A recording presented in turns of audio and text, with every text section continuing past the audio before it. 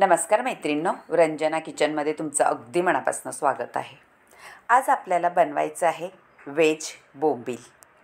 श्रावण महिन्यात उपवास असतात, त्याच्यामुळे नॉनव्हेज खात नाही, म्हणून आपल्याला व्हेज बोंबील बनवायचे आहेत। कसे बनवायचे, कशापासून बनवायचे ते सुद्धा आपण पाहू। आता मी हे घेतलेली आहे आळूच्या पानांची देठं। आळूची पानं काढून घेतलेली आहे आणि देठं फक्त आपल्याला याच्यात वापरायची आहेत। देठं घेतल्याने आपल्याला सोलून घ्यायची आहे त्याच्यावरची साल। काही वेळ न लागता अगदी झटपट सोलून होतात आणि त्याच्यामुळे काय होतं ते पाहू। आता छान साल काढून घेतलेली आहे देठांची आणि सगळे आपले देठं मस्त हिरवीगार दिसत आहे। पहा, सोलून झालेली आहेत आणि आपण स्वच्छ धुवून घेतलेली आहे। आता त्याच्यात आपल्याला घालायचं आहे 1 ग्लासभर पाणी। पाणी घातल्यानंतर आपल्याला हळद घालून घ्यायची आहे त्याच्यामध्ये चमचाभर, अर्धा चमचाभर, आणि मीठ सुद्धा घालायचं आहे, थोडंसंच घालायचं आहे।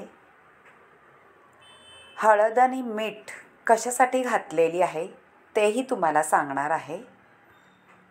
मैत्रिणींनो, व्हिडिओ संपूर्ण पहा, कारण ही नवीन रेसिपी आहे, तुम्ही कधी पाहिलीच नसेल, 100% सांगते। आता हळद आणि मीठ घालून आपल्याला उकळून घ्यायचं आहे। 5 मिनिटं फक्त उकळायचं आहे, जास्त उकळायची नाही। झटपट वाफेवर होऊन जातात उकळून घेतल्याने। उकळी आलेली आहे आणि आपले देठं छान नरम पडलेली आहेत। मैत्रिणींनो, मीठ आणि हळद आणि उकळून का घ्यायची? कारण आळूच्या देठांना खाज असते, जशी पानांना असते तशी, म्हणून आपल्याला मीठ आणि हळद घालून उकळून घ्यायचं आहे, म्हणजे आपला घसा खवखवत नाही।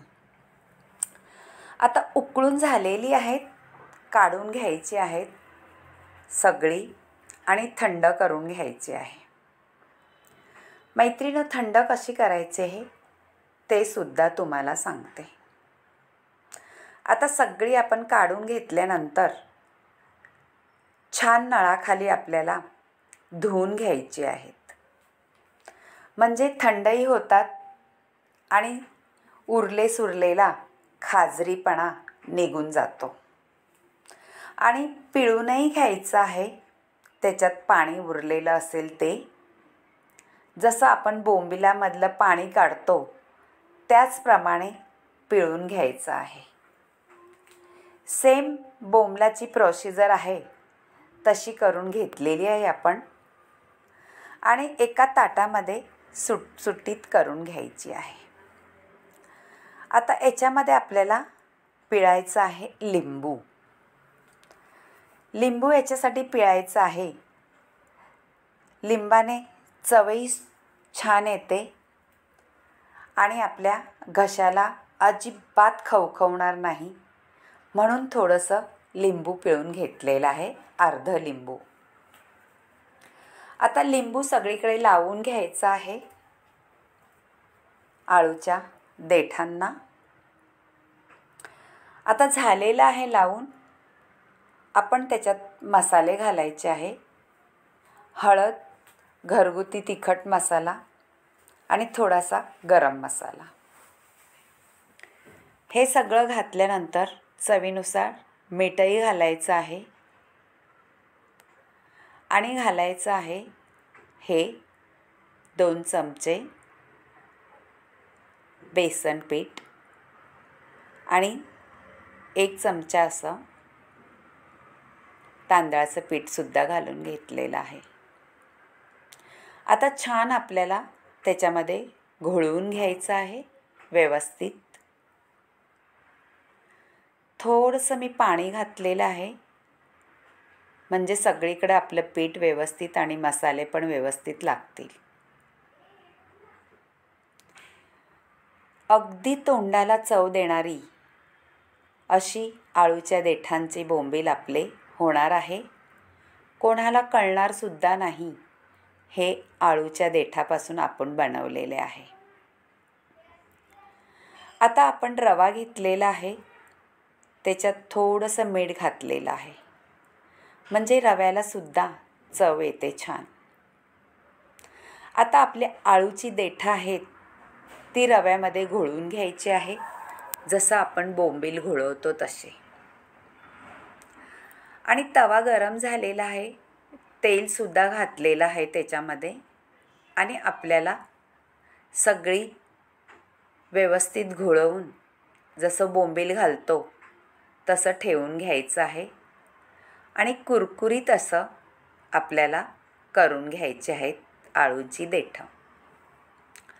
पहा मैत्रिणींनो, नवीन रेसिपी आहे, नक्कीच तुम्हाला आवडेल आणि बोंबलापेक्षाही भारी होईल व्हेज बोंबील. नक्की करून पहा आणि तुम्हाला आवडले तर रंजना किचनला लाईक करा, शेअर करा, कमेंट करायला विसरू नका. बाजूला बेल बटन आहे ते सुद्धा दाबा. आता वरून थोडंसं आपल्याला तेल सोडायचं आहे आणि छान कुरकुरीत अशी आपल्याला व्हेज बोंबील करून घ्यायचे आहेत. अगदी बघताच क्षणी आपल्याला तोंडाला पाणी सुटेल असे बोंबील होणार आहेत व्हेज बोंबील. मैत्रिणींनो, आता पलटी करून घ्यायचे आहेत. एका बाजूनी झाले आहेत, दुसऱ्या बाजूनी सुद्धा आपल्याला तेवढेच खमंग कुरकुरीत करून घ्यायचे आहेत. ताटात ठेवल्यात तुम्हाला कळणारही नाही हे व्हेज बोंबील आहे का नॉनव्हेज. श्रावण महिन्यात नक्की करून पहा बोंबलाची रेसिपी. तुम्हाला नॉनव्हेजची आठवणसुद्धा येणार नाही, इतकी भन्नाट रेसिपी होते. आता आपले कुरकुरीत झालेले आहेत व्हेज बोंबील. आता काढून घ्यायचे आहे आणि बाकीचे राहिलेले आहे ते सुद्धा आपल्याला घालून घ्यायचे आहेत. मैत्रिणींनो, तुम्हाला जर आवडली असेल रेसिपी तर तुमच्या मैत्रिणींनासुद्धा शेअर करा आणि त्यांनासुद्धा कमेंट करायला सांगा. आणि बाजूला बेल बटन आहे ते सुद्धा दाबा.